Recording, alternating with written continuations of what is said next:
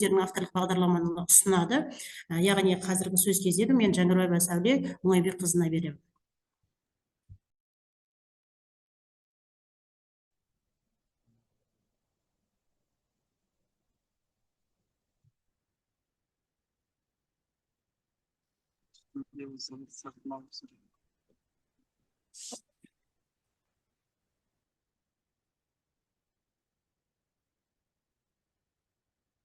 Қайырлы күн, сәлеметсіздер ме?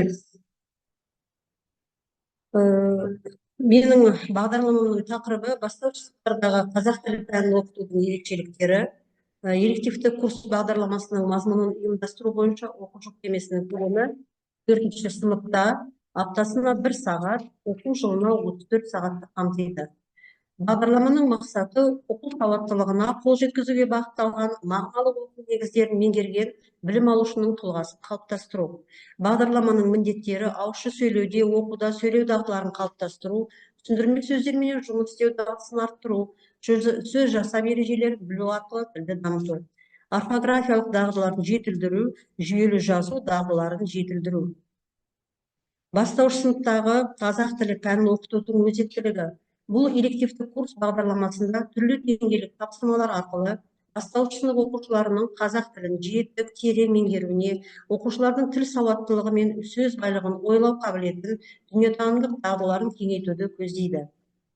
Оқушыны білімге бірдей жетелеу үшін өз мүмкіндігіне сәйкес сабақты меңгерту, тілін, ой ұшқырлығын дамыту, өзіндік пікір айтуға жағдай жасау, еркін шығармашылыққа жетелейтін, пәнге қызығушылығын арттыратын әдістің бірі ойынның түрлері. Яғни грамматикалық ойындар, лексикалық ойындар, морфологиялық ойындар, фонетикалық ойындар. Ойын арқылы оқушылардың қазақ тілге деген қызығушылықтары артып, сөздік қорлары молаяды деген түрде сөз ойлау, тез ойлау, кім тапқыр, суреттер сөйледі деген әртүрлі ойындар кірді.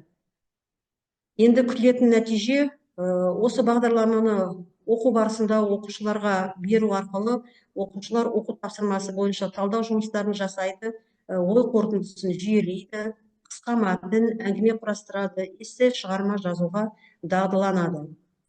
Қысқаша осы. Келесі сөз кезегі Берікбаева Жарқын Жолшыбайқызына беріледі. Сөзді Қадыраханова Қарлығаш Жұмабековнаға беріледі.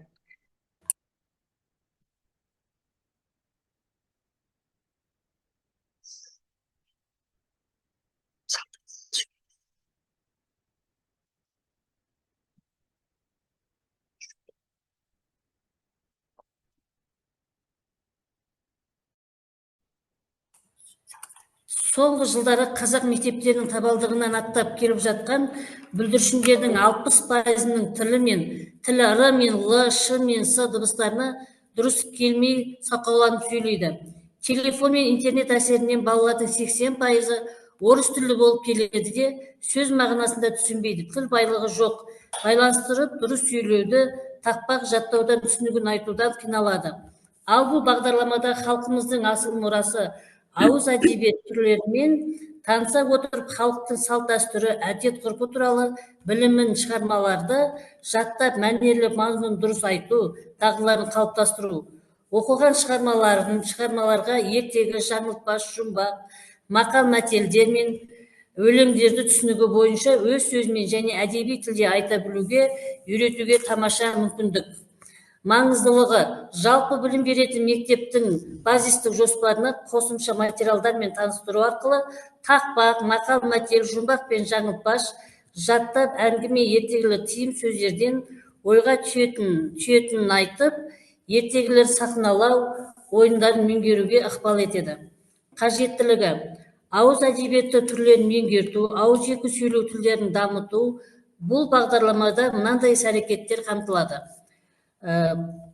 Жұрт алдында сөйлеу, мәнерлеп оқу, жатқа айту, мысал келтіру, тыңдаған әңгімені мазмұндау, топпен талқылау жұмысы және сурет.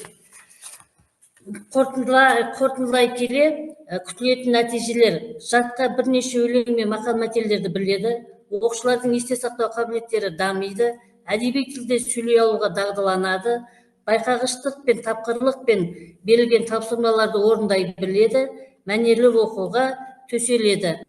назар салып тыңдағандарыңызға рахмет.